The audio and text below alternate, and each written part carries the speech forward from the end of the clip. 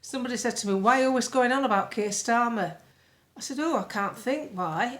Could it be because he's the Prime Minister of the country I live in and is the reason my shopping's doubled in price, the reason that my energy bills are so high, my council tax has gone up? Could it be that?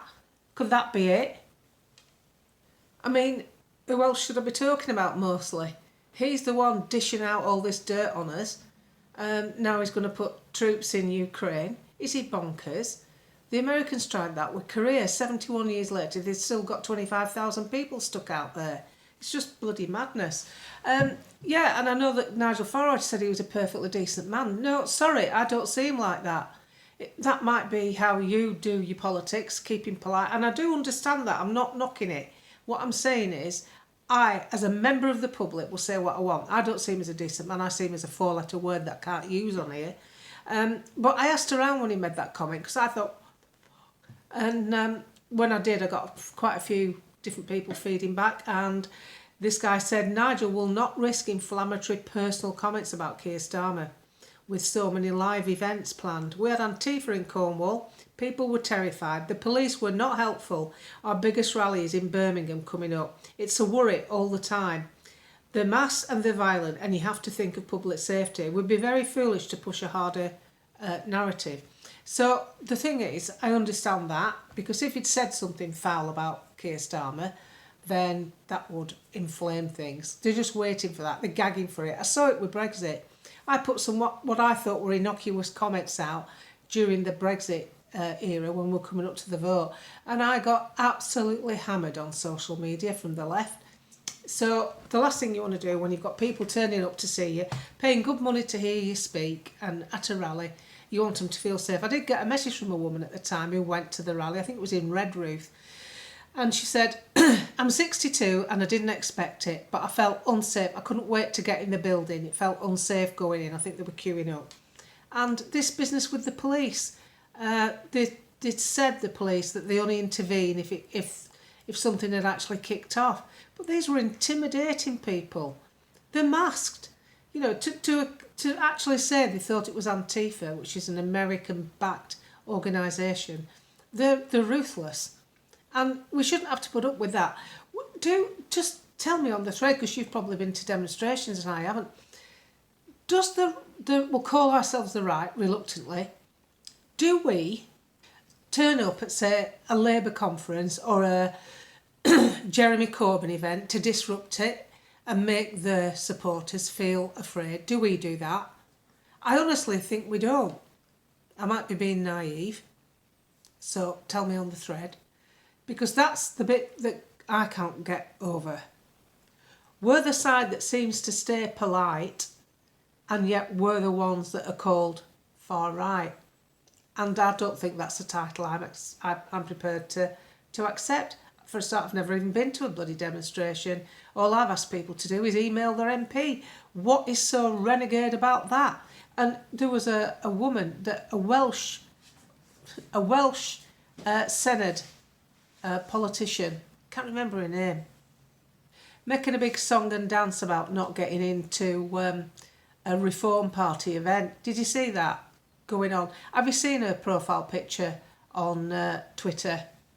It's very interesting. She claims, like on her social media page, she's blocked me, by the way, I'm too much to handle, that she only wanted to go to the event to listen to what they had to say and discuss opinions and ideas. Yeah, of course you did.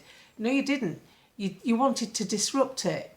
They're getting it all the time. People come, pretend to be okay and get in and then try and disrupt the conference. That puts people off supporting it, doesn't it? And it's not just Reform that suffers from that. The Tories get that as well.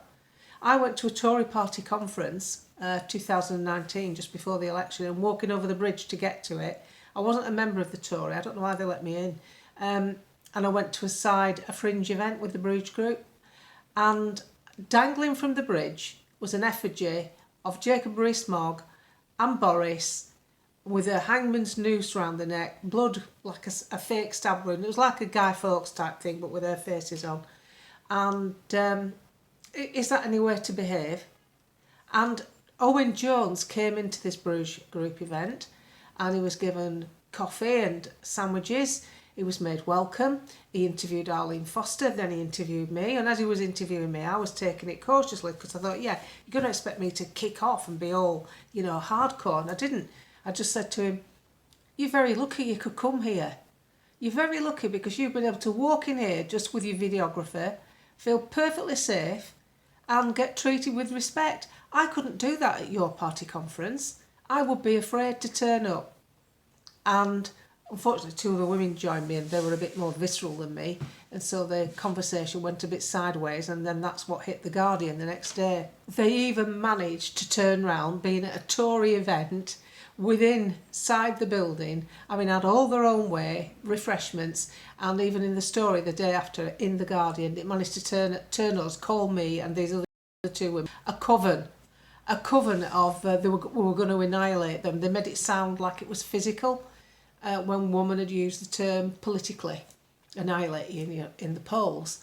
So they twist things all the time. They're gaslighting us day after day.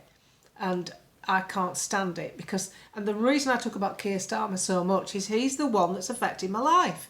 It's his policies that he's been able to implement and use because the Tories already had them in the bag. That's the bit I can't get over. They already had them in the bag. I perfectly understand others within politics having to be cordial to each other. Hell, they're working in the same building every day. They couldn't be at each other's throat. They'd be knackered. Or they'd have to move to Eastern Europe where they drag each other over the chairs. I quite like watching them videos.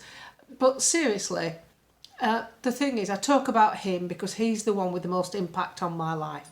Him and everybody that's with him. The good thing is, though, to see him permanently ripped to pieces day in, day out in the Mirror and The Guardian. That is actually quite uplifting. There you go. You've been banging on about wanting him for years, wanting a Labour government. Well, now you've got him. Now you know the reality of what you wanted. I always find it curious that the Tory party gave up their 80-seat majority. They gave it away, didn't they, early?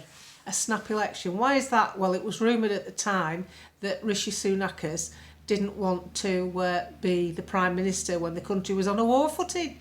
And guess what? That sounded ridiculous at the time, but look at us now. He's walked away from the power base, handed it over. He's like the Olympic torch and it just keeps burning. Handed it over to Keir Starmer. And what's Keir Starmer doing? Yeah, going to put troops on the ground in Ukraine. Smart thinking there.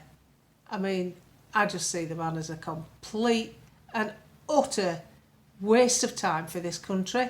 I don't think he's even interested in us. He's only interested in how we can fund what he wants to do overseas. And that I'll fight every day of the week, no problem. And I do email a lot. I email every day. It's just become the norm. I just send emails. And to get them to open them, I always put something snazzy as a title, like keep number 10 red if it's a Labour MP, or make number 10 blue again, just to get the SPADs and the aides to open the emails. And then it's all the same drivel I come out with, just so that they know. And I like it. It gives me a feel-good factor. I've got it off my chest. My favourite thing to do, really, when I've got an issue, I like to ring them out of hours. Oh, that's a belter. Ring. You don't want to speak to them. You don't want their opinion. I don't want their opinion. They're useless. Leave them a message on their answer phone, politely and cordially, and discuss your topic, and then say, I notice you've only got a 350-seat majority. Well, I know at least 1,000 people that are fed up with you. Have a think about that when you're having a cup of tea this morning, reading this, listening to this. That's what I like to do. I like to get my point across. I'm not interested in their opinion because I know they've got it wrong. So I'm not hoping for a response. I don't say, oh, he's not responding. I don't care about your response because I know most of it's drivel. So I'm more bothered that you know what I'm thinking, what my plans are, which is to get other people to email, other people to let you know that if you're in the West Street in with your 540 vote majority, that you are on a sticky wicket and you can be unseated. And you should unseat a Labour politician at every opportunity, by-election, whatever, however it's come about. Get them out. It's one more down. And it doesn't matter about, well, it matters to some, but the 5 MPs that got in with the reform, Rupert's now independent, still on our side. It's still our thought process. There's a few backbenchers with our thought process, like Robbie from Keighley, he's a Tory. That's all ammo. That's all our troops. So when there's a by-election, you try and get Your first duty, if you're serious about fighting back, is to get rid of Labour as often as you can, because there will be other by-elections. Not to decide, I don't understand your mentality when you're like sitting back and deciding to like swap your allegiances on who you believe is best for the country at this stage. 4 years away from an election. You fight the common enemy. That's the problem. The problem is the Labour government being able to reap what the Tory government have sown in seeds. And the most damaging person, of course, was Tony Blair, because he set everything up with these quangos and non-government organisations so that our sovereignty, our power base was diluted to other people who you can't vote in, bureaucrats basically. The EU's full of them. And we have to get that back. He was the most damaging force in British politics, I think, this century, to be honest. So we have to fight to try and get that back, and we have to recognise the fact that during the 14 years the Tories were in, they did nothing to change it. We even had Theresa May using Ollie Robbins, a known Blairite, to do side deals with the European Union when she was sending Dominic Raab out like a patsy as the upfront guy doing the deals, when behind closed doors it was really a Blairite, Labour-thinking politician who's now working for the Labour Party. Quelle surprise. This is what they're like, these people, and this is why I talk to people about what's going on with politics, to give you more insight, because I've learned such a lot in a reasonably short space of time. Apparently 9 years isn't a long time. It feels a bloody long time some days. And the other thing, put it away, park it, get it off your chest, say it on Twitter, say it on Facebook, say it on my thread, get it off your chest, park it, and do not forget to enjoy that life you've built up, because you built it up, they didn't. You've had to probably create your successes in spite of whichever government's been in power. Do you know that? You've had to do that in spite of them.